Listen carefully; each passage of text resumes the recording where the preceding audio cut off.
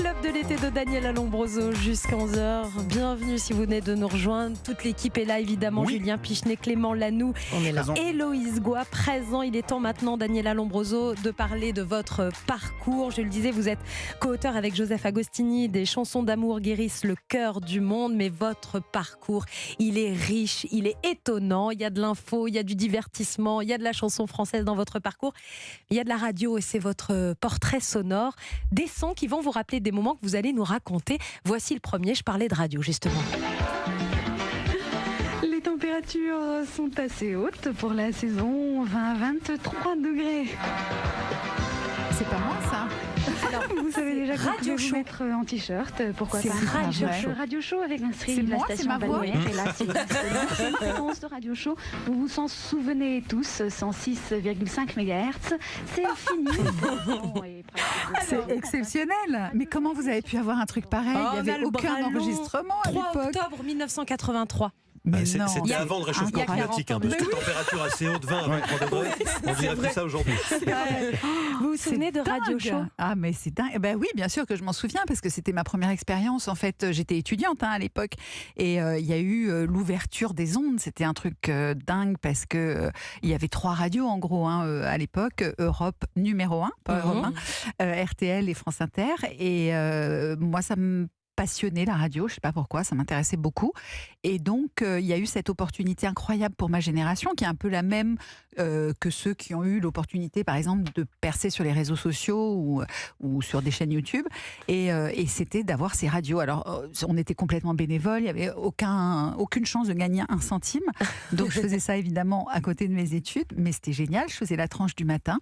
Et la météo, on vient de la l'entendre. météo, dans ma tranche du matin, je devais chercher des trucs à dire, je pense, parce qu'on n'avait rien à dire, en fait. Cette radio, elle a été fermée, c'est ce qu'on a appelé l'époque des radios libres, des radios pirates. Elle a été fermée, la Haute Autorité de la Communication de l'Audiovisuel n'a jamais voulu délivrer l'autorisation d'émettre, et vous avez repris les locaux de Radio Show. Non, vous n'avez pas repris les locaux pour en faire des... Ah non, c'est pas vrai non, ça. ça c'est pas... Mais au moins tout est dit. Franchement, ils étaient assez pourris. Voilà.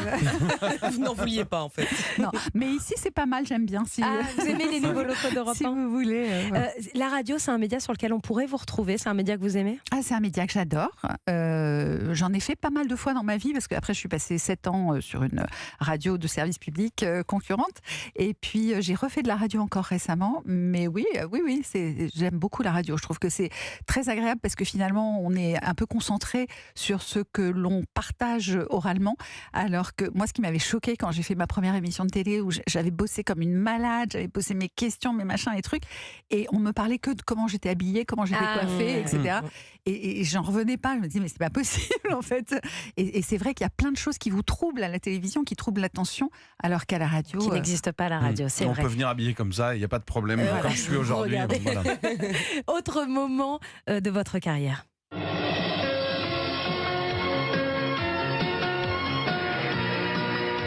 Vous vous souvenez de ce générique? bien sûr, question de charme. Non, c'est quoi? C'est Alors, il y a le parcours télé, il y a eu Jeux sans frontières, Jeux il y sans a frontières. ce générique-là. ça, c'est quoi alors? Entre 91 et 92, Jeux sans frontières. Jeux sans frontières. Jeux sans frontières. Moi, Le générique en c'est la même 80. période pour moi. Le générique donc, en 91 de Jeux sans frontières.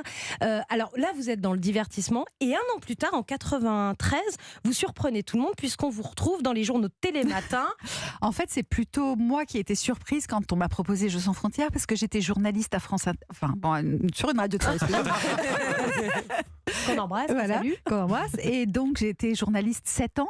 Et à un moment, Marie-France Brière, qui était la directrice des divertissements de France Télévisions, de France 2 à l'époque. Une ancienne d'Europe 1 d'ailleurs. Une ancienne d'Europe 1, m'appelle et me dit t'es assise? Je dis non, elle me dit assieds-toi, bon voilà, je veux te proposer de faire Jeux sans frontières. Je dis mais quoi, c'est quoi? J'avais jamais regardé, je savais pas ce qu'était un jeu, je déteste les jeux, je sais qu'il y en a dans votre émission, je suis pas du tout je suis pas du tout prévenu.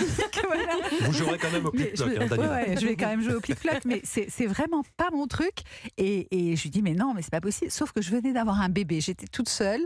J'avais besoin de gagner ma vie. J'ai dit, bon, bah ok, allons-y. Et puis finalement, je ne l'ai pas regretté. C'était vraiment sympa. Puis c'était une expérience à laquelle j'aurais pas pensé moi-même.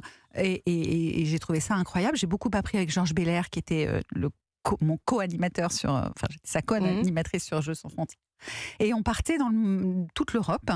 Et en fait, Marie-France Brière avait une idée assez extraordinaire, c'est que normalement, l'émission, elle était tournée dans différents pays, produite par la télé du pays et animée par les animateurs du pays. Donc, on était censé animer que l'émission en France. En français. Et en fait, elle nous avait mis sur un coin du terrain dans les autres pays où on allait. Elle tournait avec juste une caméra ou 2 cadreurs comme ça en portable. Et ensuite, elle remplaçait les animateurs du pays par nous dans chaque truc. Donc, après, c'était marrant parce qu'une fois, je suis allée au Portugal. À l'époque, Jeux sans frontières, il y avait très peu de chaînes. Donc, au Portugal, il y avait 80% des gens qui regardaient. Et donc, j'arrivais au Portugal et je vois plein de gens aussi. C'était drôle. Jeux sans frontières parmi votre parcours. Et puis de la chanson aussi, on aura l'occasion d'en reparler. On va parler de la chanson Daniela Lombroso. Restez avec nous. C'est quoi ce tube là?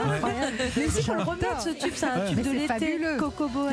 C'était bien cette époque. C'est le moment d'en faire un tube. 1988, on va le diffuser sur Europe 1, vous inquiétez pas. Daniela Lombroso est l'invité du Club de l'été jusqu'à 11h. Dans un instant, l'invité média.